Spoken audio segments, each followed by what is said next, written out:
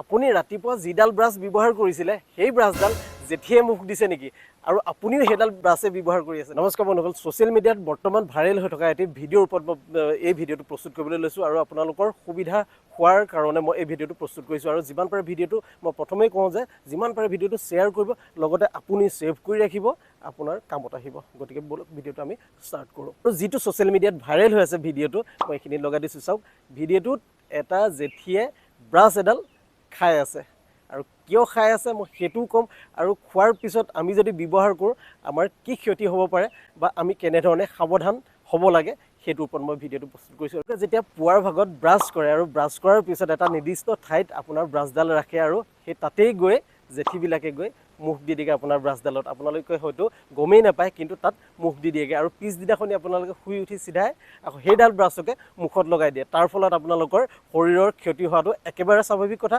বন্ধুসকল, কিয় মুখ দিয়ে মই সেইটো আপোনালোকক জনাব বিচাৰিছোঁ যে আমাৰ টুথপেষ্টবিলাকত কিছুমান মিঠাজাতীয় পদাৰ্থ থাকে, যাৰ নাম হ'ল ছ'ডিয়াম চাকাৰিন বুলি এটা মিঠা পদাৰ্থ থাকে, আৰু সেই পদাৰ্থবিধ মানে জেঠিবিলাকে খাই খুবেই ভাল পায়। গতিকে সিহঁতে আহি এই আমাৰ ব্ৰাছবিলাকত মুখ দি দিয়েহি, আমি গমেই নাপাওঁ আৰু পিছদিনাখনি পুৱাই সেইডাল ব্ৰাছকে আমি ব্যৱহাৰ কৰোঁ। আৰু যাৰ ফলত কি হয়, জেঠিটোৰ পৰা ওলোৱা লেলাৱটিটো সেই আমাৰ ব্ৰাছডালত লাগি থাকে আৰু লেলাৱটিটোত থাকে বন্ধুসকল বেক্টেৰিয়া এটা, আৰু সেই বেক্টেৰিয়াটোৰ নাম হ'ল চালমনেলা। আৰু সেই চালমনেলা বেক্টেৰিয়াৰ পৰাই আমাৰ শৰীৰত বহুতো ক্ষতি হ'ব পাৰে। গতিকে সদায় আপোনালোকে যেতিয়াই ব্ৰাছ কৰিব তেতিয়াই ব্ৰাছডাল প্ৰথমে ধুই লৈহে ব্যৱহাৰ কৰিব। আৰু এতিয়া বৰ্তমান যিহেতুকে বজাৰত বিভিন্ন ধৰণৰ কভাৰ পায়, ব্ৰাছৰ কভাৰ পায়, আৰু সেইটো কভাৰ ব্যৱহাৰ কৰিব, নতুবা এতিয়া ছিলিকনৰ কভাৰো পায়। আপোনালোকে সুন্দৰকৈ কভাৰ কৰি ৰাখি থৈ দিব পাৰিব, পুৱা সুন্দৰকৈ তাৰ পৰা উলিয়াই ব্ৰাছ কৰিব পাৰিব। তেতিয়া আপোনালোকৰ শৰীৰত কোনো ধৰণৰ ক্ষতি নহয়।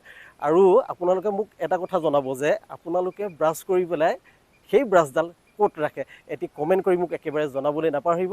বহুতৰে এটা বদ অভ্যাস আছে যে ব্ৰাছ কৰাৰ পিছত আমি সেই ব্ৰাছডাল বাথৰুমত ৰাখোঁ, আৰু বাথৰুমত কোনো কাৰণত আপোনালোকে ব্ৰাছ ৰখা একেবাৰে নকৰিব, কিয়নো তাৰ পৰা বিভিন্ন ধৰণৰ ভাইৰাছ বেক্টেৰিয়া আহি আমাৰ ব্ৰাছডালত লাগে আৰু আমি সেই ব্ৰাছডালে মুখত ভৰোৱাৰ লগে লগে সেইসমূহ ভিতৰলৈ যায়, আৰু যাৰ ফলত আমাৰ শৰীৰৰ ক্ষতি হ'ব পাৰে। গতিকে এইসমূহ সাৱধানতা আপোনালোকে ল'ব, লগতে আপোনালোকে সুস্থ থাকক বুলি মই আশা কৰিলোঁ। আৰু ভিডিঅ'টো আমাৰ যিমান পাৰে ভিডিঅ'টো শ্বেয়াৰ কৰিব, এটি কমেণ্ট কৰি জনাব, আৰু লগতে লাইক কৰিব। আৰু মোৰ পেজটো যদি আপোনালোকে নতুনকৈ আহিছে তেতিয়াহ'লে এটি ফ'ল' কৰি ৰাখিবলৈ একেবাৰে নাপাহৰিব। ব্ৰাছ কৰাৰ পিছত আমি এটা নিৰ্দিষ্ট ঠাইত ব্ৰাছডাল ৰাখোঁ, আৰু সেই ব্ৰাছডাল আপোনাৰ ৱালৰ কাষত থাকিব পাৰে, আৰু যদি ৱালৰ কাষত থাকে তেতিয়াহ'লে জেঠিবিলাকে ব্ৰাছডাল খাবলৈ অতি সহজ হয়। গতিকে আমি সেই ৱালৰ পৰা আমি সদায় আঁতৰাই ৰাখি থ'ব লাগে।